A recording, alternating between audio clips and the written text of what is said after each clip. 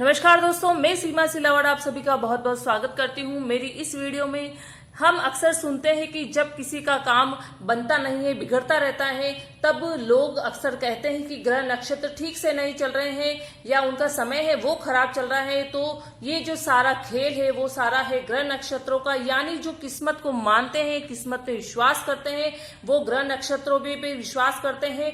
वैदिक ज्योतिष शास्त्र जो है वो तो पूरा ही नक्षत्रों पर आधारित है, क्योंकि नक्षत्र से आप किसी भी व्यक्ति के मूल स्वभाव को पकड़ सकते हैं और नक्षत्रों से ही जो हमारे तीज त्योहार है, जो हमारा कल्चर है, जो हमारे शुभ कार्य हैं, इन सभी के लिए मुहूर्त बहुत मायने रखता है।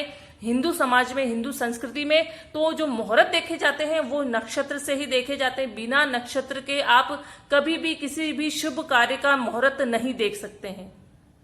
तो आखिर ये जो नक्षत्र है वो क्या है और कैसे हमारी किस्मत का कनेक्शन नक्षत्र से जुड़ा हुआ होता है। जब भी हम कभी अंतरिक्ष की बात करते हैं तो उसमें आने वाले जितने भी तारे हैं या जो चंद्रमा है, उनकी गति और उनकी चाल की जो गणना है उनकी बात होती है। अंतरिक्ष में जो चंद्रमा है वो चंद्रमा पृथ्वी के चारों ओर घूमता रहता है। उसकी जो ये प्रक्रिया है, जो प्रोसेस है वो कंटिन्यू चलती रहती है।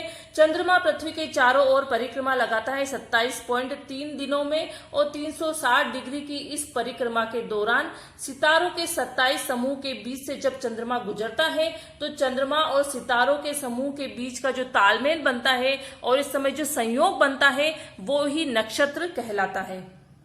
और जिन 27 तारों के समूह के बीच से चंद्रमा गुजरता है उन्हीं को 27 नक्षत्रों का भी नाम दिया गया है।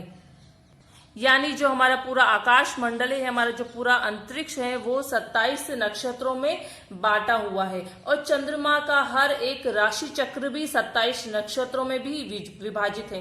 किसी भी व्यक्ति के जन्म के समय चंद्रमा जिस नक्षत्र में होगा या सितारों, ये जो 27 सितारे हैं, 27 सितारों का जो समूह है, इन सितारों के जिस समूह से होकर चंद्रमा गुजर रहा होगा वही उस जातक का जन्म नक्षत्र माना जाता है। मुहूर्त के लिए नक्षत्रों का बहुत ज्यादा महत्व है और यहाँ पर मैं आपको बताऊंगी आज कि किन किन नक्षत्रों में शुभ कार्य किए जाने चाहिए और किन किन नक्षत्रों को अवॉइड किया जाना चाहिए इन शुभ कार्यों के लिए। तो इन जो 27 नक्षत्र हैं उनको 3 भागों में बांटा गया है कि शुभ कार्य किस नक्षत्र में किए जाने चाहिए। मध्यम कार्य, जो इतने अच्छे शुभ कार्य तो उसमें नहीं किए जाते, लेकिन जो छोटे मोटे कार्य हैं वो उन नक्षत्रों में किए जा सकते हैं। और फिर सबसे एंड का आता है अशुभ कार्य। जो भी अशुभ कार्य हैं वो उसमें किए जाते हैं और जो शुभ कार्य हैं वो इन नक्षत्रों में बिल्कुल अवॉइड किए जाते हैं। तो सबसे पहले है कि जो शुभ नक्षत्र होते हैं जिनमें किए गए सभी कार्य सिद्ध और सफल होते हैं वो नक्षत्र होते हैं अश्विनी, रोहिणी, मृगशिरा, पुष्य, हस्त्र, चित्रा, रेवती, श्रवण, स्वाति, अनुराधा, उत्तर भाद्रपद, उत्तराषाढ़ा, उत्तर फाल्गुनी, धनिष्ठा और पुनर्वसु। ये जो सारे नक्षत्र हैं इनमें शुभ कार्य हमेशा किए जाने चाहिए। इनमें जो भी शुभ कार्य किए होते हैं वो सिद्ध भी होते हैं और सफल भी होते हैं। अब सेकंड आता है मध्यम वर्ग का नक्षत्र, जिसमें आमतौर पर कोई विशेष या बड़ा कार्य करना उचित नहीं होता है, लेकिन सामान्य कार्य के लिहाज से कोई नुकसान भी नहीं होता है। तो छोटा मोटा जो कोई कार्य है जो शुभ कार्य की गणना में नहीं आता है तो वो कार्य इसमें कर सकते हैं। तो वो नक्षत्र है पूर्वा फाल्गुनी नक्षत्र, पूर्वाषाढ़ा, पूर्व भाद्रपद, विशाखा, ज्येष्ठा, आद्रा, मूला और शतभिषा। ये जो नक्षत्र हैं इनमें छोटे मोटे कार्य आप कर सकते हैं। फिर थर्ड जो नंबर का जो कैटेगरी है उसमें है अशुभ नक्षत्र। अशुभ नक्षत्र में कभी भी कोई भी शुभ कार्य नहीं करना चाहिए, इससे हमेशा बुरे नतीजे ही मिलते हैं और काम काज में भी बाधा जरूर पैदा हो जाती है। तो इस नक्षत्र में कोई भी शुभ कार्य नहीं किए जाने चाहिए। ये जो अशुभ कार्य है, अशुभ नक्षत्र जिनको माना जाता है वो नक्षत्र है भरणी, कृतिका, मघा और अश्लेषा। इसमें सिर्फ 4 नक्षत्र आते हैं। इन 4 नक्षत्र को हमेशा कभी भी आप कोई छोटा मोटा काम करें या कोई भी बड़ा शुभ कार्य करे तो भी इन नक्षत्र, चारों नक्षत्र को अवॉइड किया जाना चाहिए। लेकिन ये नक्षत्र आमतौर पर बड़े और विध्वंसक, जिन कार्यों में नाश वाली या कोई नुकसान वाली जो चीज आती है तो ये उन काम काज के लिए ये नक्षत्र ठीक माने जाते हैं, शुभ माने जाते हैं। जैसे कि कोई बिल्डिंग गिराने का कार्य है, किसी मकान पर या प्रॉपर्टी पे कब्जा करना है, आग लगाना है, पहाड़ काटने के कार्य हैं, विस्फोट करना है या फिर कोई सैन्य या परमाणु परीक्षण करना है, कोर्ट कचहरी का जो भी कार्य हो गया, तो ये सारे जो कार्य हैं इस अशुभ नक्षत्रों में, जो 4 अशुभ नक्षत्र है उसमें किए जा सकते हैं। लेकिन आम आदमी या जातक के लिए चारों ही जो नक्षत्र हैं वो बेहद ही घातक और नुकसानदायक होते हैं, इसीलिए इन नक्षत्रों में कोई भी कार्य नहीं करना चाहिए। तो ये तो हो गई है नक्षत्र के बारे में जनरल इन्फॉर्मेशन कि भाई नक्षत्र के बारे में जो भी इन्फॉर्मेशन, नक्षत्र का अगर आप टॉपिक ये वीडियो देख रहे हैं तो नक्षत्र के बारे में जो थोड़ी सी इन्फॉर्मेशन आपको होनी चाहिए, इसके लिए मैंने ये इन्फॉर्मेशन आपको दी है। तो आज हम बात करेंगे 13वां नक्षत्र है हमारा हस्त नक्षत्र। इस नक्षत्र पर आज हम इस वीडियो में चर्चा करेंगे।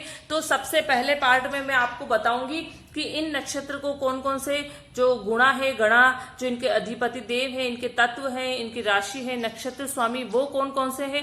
क्योंकि जो हमारे पुराने ऋषि मुनि थे जिन्होंने इन 27 नक्षत्रों को बनाया है, इनका पूरी विस्तृत जानकारी दी है पुराने वेदों में, पुराने ज्योतिष शास्त्र में, तो उन्होंने जब ये तारों का समूह आकाश मंडल में देखा तो उनको एक जीवित रूप में, एक प्राण के रूप में इन तारों को देखा है।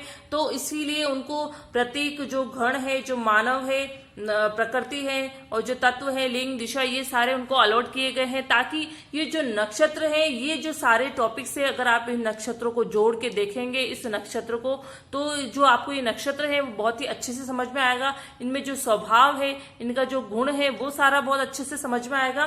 तो आज हम बात करेंगे हस्त नक्षत्र की, और हस्त नक्षत्र की जो राशि स्वामी है वो है बुध देव। क्योंकि जो हस्त नक्षत्र है वो कन्या राशि के अंतर्गत आता है और कन्या राशि के जो देवता हैं वो है बुध देव। तो राशि स्वामी हमारे हो गए यहाँ पर बुध देव। नक्षत्र स्वामी चंद्रदेव है। यहाँ का जो ये हस्त नक्षत्र का जो प्रतीक है वो है हाथ का पंजा। ये जो प्रतीक है हाथ का पंजा, वो हस्त नक्षत्र में जो भी जातक पैदा होते हैं उनकी काबिलियत से जुड़ा हुआ है। हाथ का पंजा मतलब आप अपने हाथ की काबिलियत से सफलता प्राप्त कर सकते हैं, इसीलिए इसके प्रतीक को इस नक्षत्र में जो भी जातक पैदा होते हैं उनसे उनकी जो काबिलियत है, उनकी जो एबिलिटी है, उससे जोड़कर देखा गया है। इसका जो गुणा है वो रजासी गुण है, क्योंकि जो बुध देव है और जो चंद्रदेव है वो काफी कंफर्ट जोन में रहने वाले जो ग्रह हैं, इसीलिए इनका जो गुण है, गणा है, वो गुणा वो रजासी गुणा माना गया है। जो इसकी प्रकृति है वो है मानव प्रकृति, जो तत्व है वो है अग्नि तत्व। इसको जो लिंग अलॉट किया गया है वो पुल्लिंग, और इसका जो गणा है वो देवगण है, ये देवताओं के गुण है इसमें। और इसकी जो दिशा है वो है दक्षिण दिशा। इसकी जो अधिपति देव है वो है सवितार देव। ये जो सवितार देव हैं वो भी 12 आदित्यों में से एक ही देव माने गए हैं। इसकी जो कास्ट है वो है वैश्य। वैश्य मतलब कि जो व्यापारी वर्ग होता है, वो व्यापारी वर्ग इसकी कास्ट इसलिए अलॉट की गई है क्योंकि कन्या राशि के अंतर्गत आता है बुध देव, और बुध देव तो कारक ही बिजनेस का है, इसलिए जो इसको कास्ट है वो वैश्य इसको अलॉट की गई है। फिर सेकंड में मैं आपको बताऊंगी क्षेत्रफल, कि ये जो हस्त नक्षत्र है उनको क्षेत्रफल की दृष्टि से कैसे इसको बांटा गया है। एक जो पूरा नक्षत्र होता है वो पूरा होता है 13 डिग्री 20 मिनट का। हर राशि के पीछे 3 नक्षत्रों की ऊर्जा पाई जाती है, तो हर एक जो नक्षत्र है उसका जो एरिया है, उसका जो क्षेत्रफल है वो 13 डिग्री 20 का है। फिर हर नक्षत्र के पीछे भी 4 चरण होते हैं, 4 पदा होते हैं, वो आप नवमांश भी मान सकते हैं। तो जो 4 चरण और हर नक्षत्र के 4 पद होते हैं, उनका जो क्षेत्रफल होता है वो है 3 डिग्री 20 मिनट का। तो जो हस्त नक्षत्र है वो कन्या राशि के अंदर आता है 10 डिग्री से 23 डिग्री 20 के अंतर्गत। फिर नक्षत्र के इसके 4 चरण होते हैं। मान लीजिए किसी भी जातक की कुंडली में जो चंद्रदेव है वो है 11 डिग्री और कन्या राशि के साथ में है, तो वो हो गए हस्त नक्षत्र के अंतर्गत चंद्रदेव। और फिर उसमें भी हो गए 11 डिग्री के लिए, तो पहला चरण 10 डिग्री से 13 डिग्री 20 मिनट का है, तो वो हो गए पहले चरण में। तो अगर आप नवमांश खोलेंगे उस जातक का, तो नवमांश में आप देखेंगे कि मेष राशि का प्रभाव उसमें होगा, और मेष राशि के जो देवता है मंगल देव, तो मंगल देव का प्रभाव होगा। और जो नवमांश अगर आप खोलेंगे तो चंद्रदेव आपको मेष राशि मतलब 1 नंबर की राशि के साथ चंद्रदेव आपको बैठे हुए जरूर दिखाई देंगे। फिर दूसरा चरण है 13 डिग्री 20 से 16 डिग्री 40 का, इसमें वृषभ राशि का प्रभाव होगा। इसमें आप चंद्र राशि भी देख सकते हैं, क्योंकि चंद्रदेव मन का प्रतीक है, तो उससे आप स्वभाव को बहुत अच्छे से पकड़ सकते हैं। तो चंद्र राशि देख सकते हैं, किसी जातक की लग्न राशि देख सकते हैं, इससे उसकी आपकी जो शारीरिक बनावट है, पर्सनालिटी, उसको देख सकते हैं।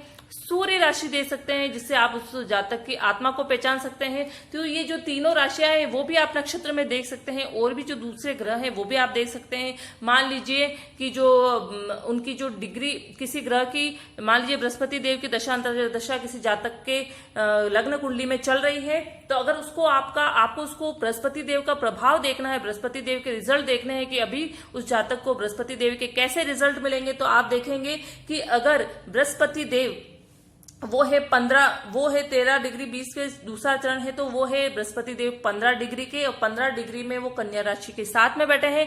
तो बृहस्पति देव हो गए हस्त नक्षत्र में, और हस्त नक्षत्र में भी 15 डिग्री बृहस्पति देव की डिग्री है, तो वो दूसरे चरण में हो गए। तो वहां पर अगर आप नवमांश खोल के देखेंगे तो बृहस्पति देव आपको वृषभ राशि में 2 नंबर की राशि के साथ बैठे हुए दिखेंगे, और वृषभ राशि का मतलब कि शुक्र देव का प्रभाव उस समय उसमें आपको दिखेगा।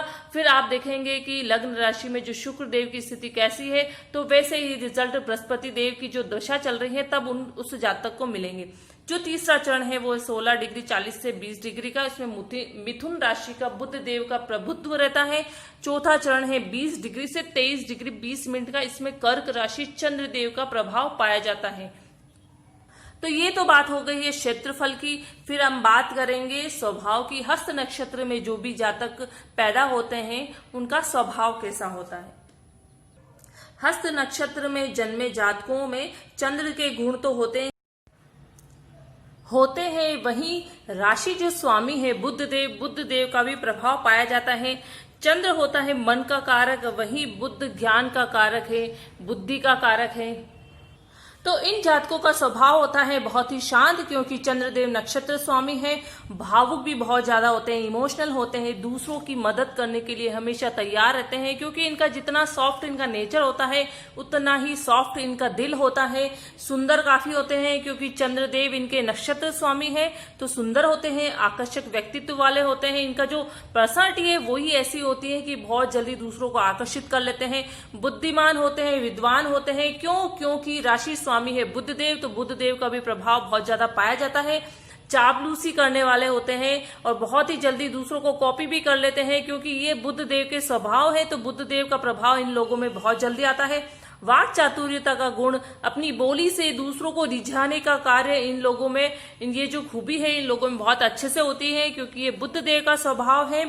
वाक चातुर्यता का गुण, विवेक इनमें बहुत अच्छा होता है। अच्छा या बुरा इनकी समझ इनको बहुत अच्छे से होती है। शर्मिला इनका स्वभाव होता है, क्योंकि चंद्रदेव हैं वो भी सॉफ्ट नेचर का है और बुध देव भी सौम्य ग्रह है, तो इनका जो थोड़ा जो स्वभाव होता है वो थोड़ा शाय होता है, थोड़ा शर्मिला स्वभाव होता है।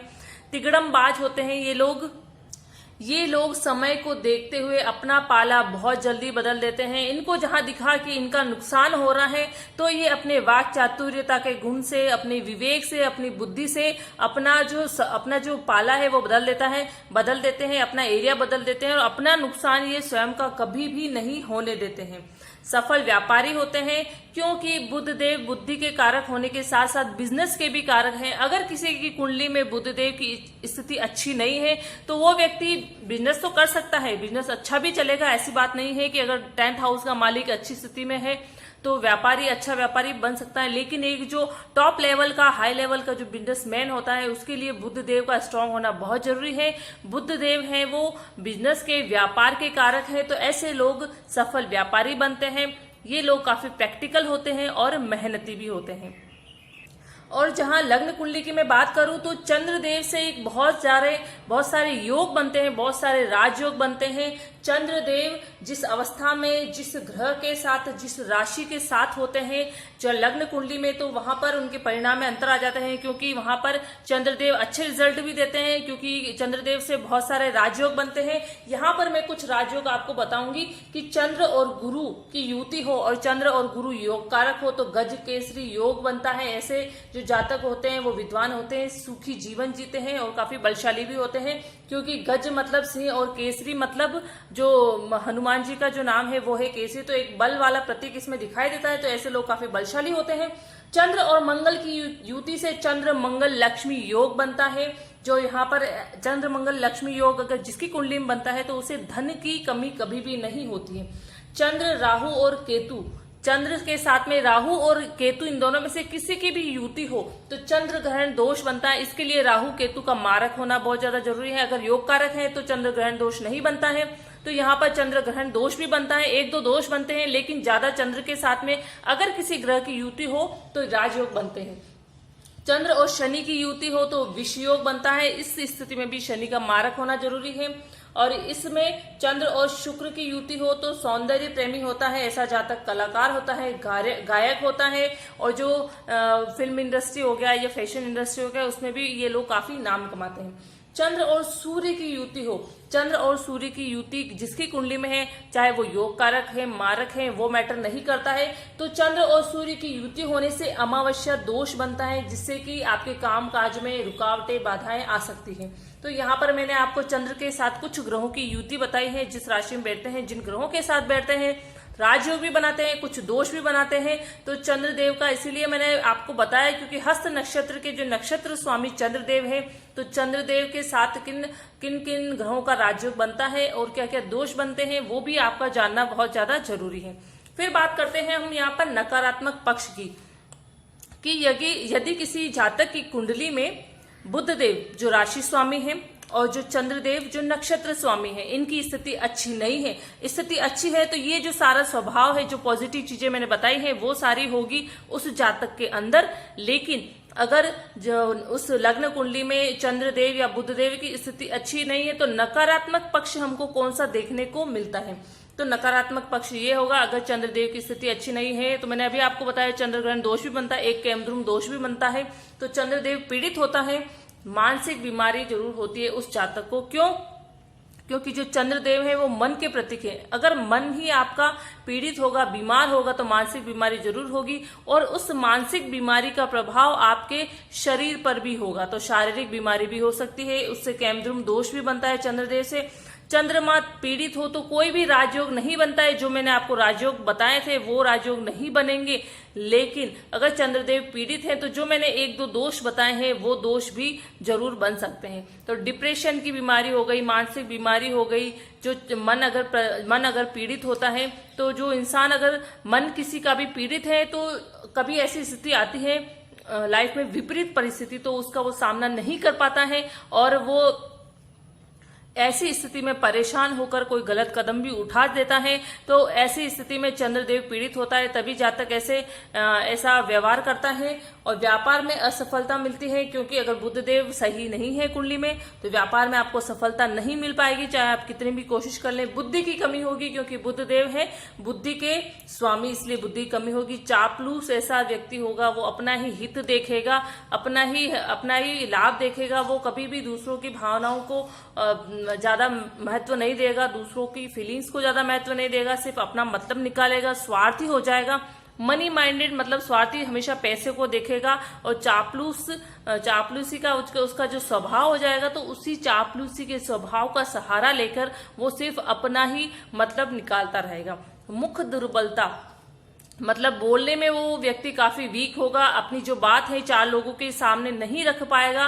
क्योंकि वाक चातुर्यता का जो गुण है, वाक चातुर्यता का जो बोली का जो बहुत अच्छी बोली होती है, दूसरों को इम्प्रेस करने वाली, ये जो गुण है वो बुधदेव का स्वभाव है। बुधदेव पीड़ित है तो मुख दुर्बलता ऐसी व्यक्ति में पाया जाएगा और उनकी जो स्वभाव में स्थिरता नहीं होगी, वो कभी क्या बोलेंगे कभी क्या बोलेंगे, उनका जो डिसीजन है वो भी स्थिर नहीं होगा, उनका जो स्वभाव है वो भी स्थिर नहीं होगा। तो दोस्तों ये वीडियो आपको कैसी लगी? हस्त नक्षत्र के बारे में, नक्षत्र से जुड़े हुए कुछ जो महत्वपूर्ण जानकारी है, जो बेसिक जानकारी है वो मैंने आपको इस वीडियो में दी है। तो आपको मेरी ये वीडियो कैसी लगी है, कितनी पसंद आई है, प्लीज मुझे कमेंट बॉक्स में कमेंट जरूर करें। कोई भी डाउट है आपको नक्षत्र को लेकर तो मुझे आप कमेंट बॉक्स में कमेंट करके पूछ सकते हैं।